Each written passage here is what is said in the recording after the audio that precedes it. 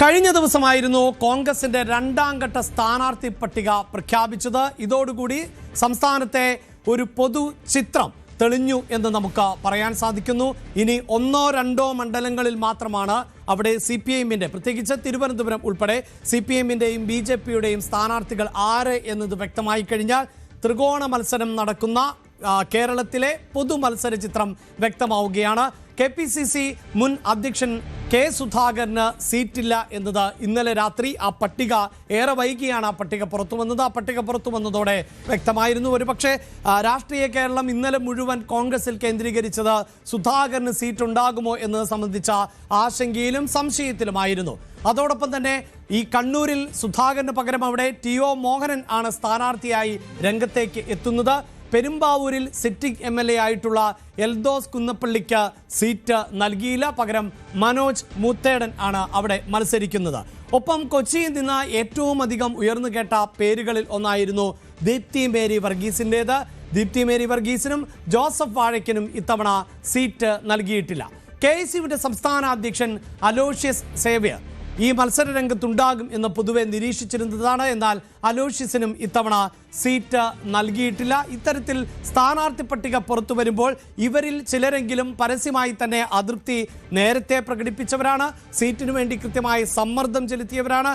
അങ്ങനെ നമുക്കറിയാം K. സുധാകരനടക്കം നേരത്തെ മാധ്യമങ്ങളോട് 100% മത്സരരംഗത്തുണ്ടാകും, 110% മത്സരരംഗത്തുണ്ടാകും എന്ന് വ്യക്തമാക്കിയതാണ്.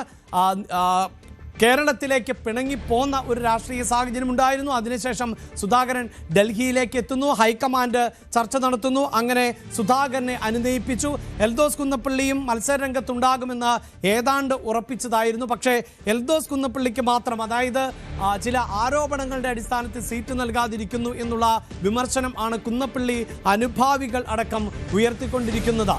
ദീപ്തി മേരി വർഗീസിന്റെ പേര് കഴിഞ്ഞ തദ്ദേശ തെരഞ്ഞെടുപ്പിലടക്കം കൊച്ചി കോർപ്പറേഷൻ മേയറായി തെരഞ്ഞെടുക്കപ്പെടും എന്ന് വിലയിരുത്തപ്പെട്ടിരുന്ന ആളായിരുന്നു. പക്ഷേ അവിടെ ആയിരുന്നു ലത്തീൻ സഭയുടെ സമ്മർദ്ദത്തിന് വഴങ്ങി ദീപ്തി മേരി വർഗീസിനെ മേയർ സ്ഥാനത്ത് നിന്ന് മാറ്റിയത്. അതുകൊണ്ട് തന്നെ MLA സ്ഥാനത്തേക്ക് പരിഗണിക്കപ്പെടും, സീറ്റ് നൽകും എന്ന് പൊതുവെ വിലയിരുത്തപ്പെട്ടിരുന്നു. പക്ഷേ അവിടെയും ദീപ്തി മേരി വർഗീസിനും സീറ്റില്ല. എന്ത് തന്നെയാണെങ്കിലും കോൺഗ്രസിൽ ഇപ്പോൾ സ്ഥാനാർത്ഥികളുടെ ചിത്രം വ്യക്തമാവുകയാണ്. അതേസമയം അസ്വാരസ്യങ്ങൾ അവസാനിച്ചു എന്ന് പറയാനും സാധിക്കില്ല.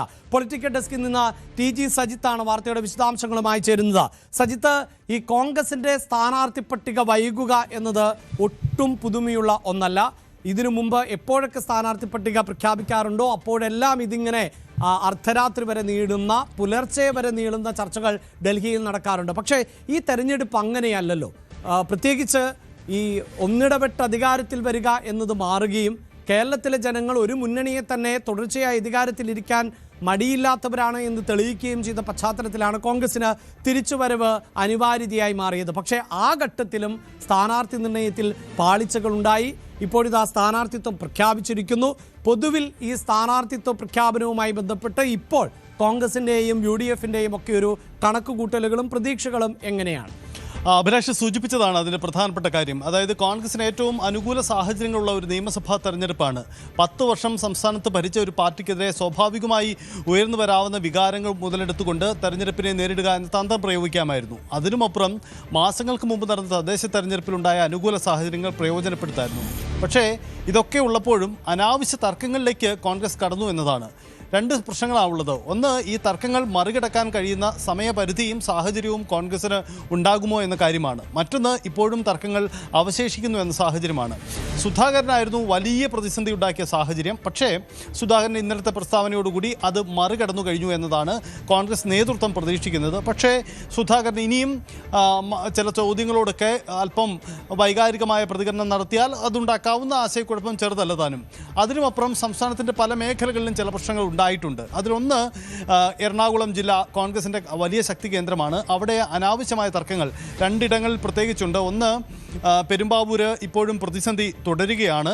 മറ്റൊന്ന്, അവിടെ സ്ഥാനാർത്ഥിയെ പ്രഖ്യാപിച്ചെങ്കിൽ കൂടിയും സിറ്റിംഗ് MLA മാറ്റുകയാണ് ചെയ്യുന്നത്. ആ തീരുമാനം കോൺഗ്രസിന് നഷ്ടമുണ്ടാക്കുമോ ഇല്ലയോ അത് കണ്ടറിയേണ്ടതുണ്ട്. കൊച്ചിയിലെ തീരുമാനത്തിലും ചില കല്ലുകടികൾ ഇപ്പോഴുമുണ്ട്.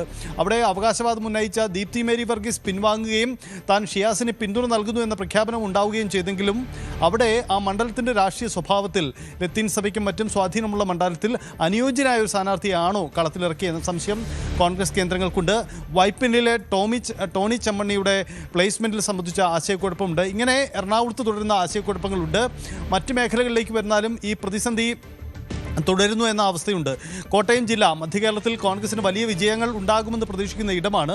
പക്ഷേ ഏറ്റുമാനൂർ സീറ്റിൽ അവിടെ ആശയക്കുഴപ്പമുണ്ടാക്കി. ജോസഫ് വാഴക്കൻ ഫ്ലെക്സുകളടക്കം പ്രിൻ്റ് ചെയ്ത് കളത്തിലിറങ്ങാനിരുന്നപ്പോഴാണ് പുതിയൊരു സ്ഥാനാർത്ഥി വരുന്നത്. കാഞ്ഞിരപ്പള്ളിയിലും പൂഞ്ഞാറിലും ഈ ആശയക്കുഴപ്പം പ്രകടമാണ് താനും. ഇത്തരമൊരു സാഹചര്യമുണ്ട്. കേരള കോൺഗ്രസിലും ചില തർക്കങ്ങൾ കോട്ടയം ജില്ലയിൽ നിന്ന് റിപ്പോർട്ട് ചെയ്യുന്നുണ്ട്. അതിൻ്റെ വിശദാംശങ്ങളിലേക്ക് നമുക്ക് വരേണ്ടതുണ്ട്. ഒപ്പം ഈ പുനലൂരിലെ സീറ്റിനെ ചൊല്ലിയും തർക്കങ്ങളും സാഹചര്യങ്ങളും ഉണ്ട്. ഇതിൽ ചില സിറ്റിംഗ് സീറ്റുകൾ പോലും ഈ തർക്കമുണ്ടാകുന്നു എന്നതാണ്. കോൺഗ്രസിന് സംസ്ഥാന ഭരണത്തിലേക്ക് തിരികെ വരണമെങ്കിൽ രണ്ട് കാര്യങ്ങൾ ഉണ്ടാവണം. ഒന്ന്, കോൺഗ്രസിൻ്റെ സിറ്റിംഗ് സീറ്റുകൾ നിലനിർത്തണം. ഒപ്പം CPM-ഉം LDF-ൻ്റെയും കയ്യിലിരിക്കുന്ന സീറ്റുകൾ പിടിച്ചെടുക്കണം.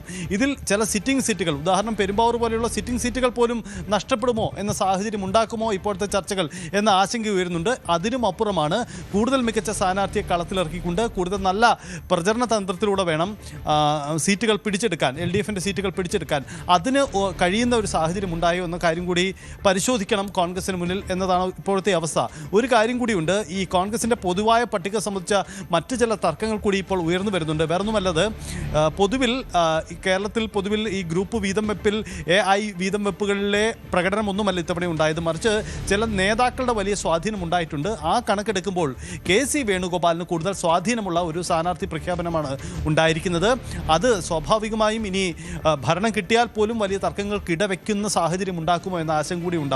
എന്തായാലും കോൺഗ്രസിൻ്റെ വെല്ലുവിളി ഇനി മറ്റ് തർക്കങ്ങൾക്കും വിവാദങ്ങൾക്കും അവശേഷിക്കുന്ന ദിവസങ്ങളിൽ ഇട കൊടുക്കാതെ വളരെ വേഗത്തിൽ പ്രചരണ രംഗത്തേക്ക് വരാനുള്ള നീക്കമാണ്. VD സതീശൻ അല്പസമയത്തിനുള്ളിൽ തിരുവനന്തപുരത്തേക്ക് വരികയാണ്. അദ്ദേഹം സ്വാഭാവികമായും ക്യാമ്പയിൻ തന്ത്രങ്ങളും നീക്കങ്ങളും ഉണ്ടാവും. ഒപ്പം തന്നെ മുന്നണിയുടെ പൊതുവായ തന്ത്രങ്ങൾ സംബന്ധിച്ച ചില കാര്യങ്ങളും ഇന്ന് മാധ്യമങ്ങളോട് പങ്കുവയ്ക്കും എന്ന് പ്രതീക്ഷിക്കുന്നുണ്ട്. പ്രകടന പത്രിക തയ്യാറാക്കി പ്രസിദ്ധീകരിക്കുക എന്നൊരു വലിയ അജണ്ടയുണ്ട്. ഇക്കാര്യങ്ങളുമൊക്കെയായി മുന്നോട്ട് പോകണം. അതായത് 10 വർഷം ഭരണത്തിലിരുന്ന സർക്കാരിനെതിരായ വികാരം പ്രതിഫലിക്കുന്ന തരത്തിലുള്ള പ്രകടന പത്രികയും പ്രചരണ തന്ത്രങ്ങളും ആസൂത്രണം ചെയ്ത് ആ നീക്കമാണ് ഇനി സംസ്ഥാനമെമ്പാടും നടത്തേണ്ടത്. ഏതെങ്കിലും ഒരു മണ്ഡലത്തിലല്ല, 140 മണ്ഡലങ്ങളിലും പ്രകടമാവുന്ന തരത്തിലുള്ള പ്രചരണ തന്ത്രങ്ങളും നീക്കങ്ങളും UDF-ന് നടത്തണം. അതാണ് സാഹചര്യം. എന്തായാലും ഈ ചെറിയ സമയപരിധിയിൽ ഉണ്ടായിരുന്ന വിവാദങ്ങൾ അവസാനിപ്പിച്ചെന്നും ഇനി മുന്നോട്ട് പോകാനാകുമെന്നതാണ് കോൺഗ്രസിൻ്റെ പ്രതീക്ഷ. തീർച്ചയായും അവിടെ സജിത്ത്, ഒരുപക്ഷെ ഈ തെരഞ്ഞെടുപ്പ് തീയതി പ്രഖ്യാപിക്കുമ്പോൾ പലപ്പോഴും നമ്മൾ കണക്കാക്കപ്പെട്ടിരുന്നത് ഒരുപക്ഷെ ഒരു 15-ാം തീയതിക്ക് ശേഷം തെരഞ്ഞെടുപ്പ്, അല്ലെങ്കിൽ 20-ാം തീയതിക്ക് ശേഷം വോട്ടെടുപ്പ് എന്നൊക്കെയാണ്. 9-ാം തീയതിയിലേക്ക് വരുമ്പോൾ അതും ഏറ്റവും അനുകൂലമാകുന്നത്. കൂടുതൽ വാർത്തകൾക്ക് News 18 Keralam YouTube channel subscribe ചെയ്യുക.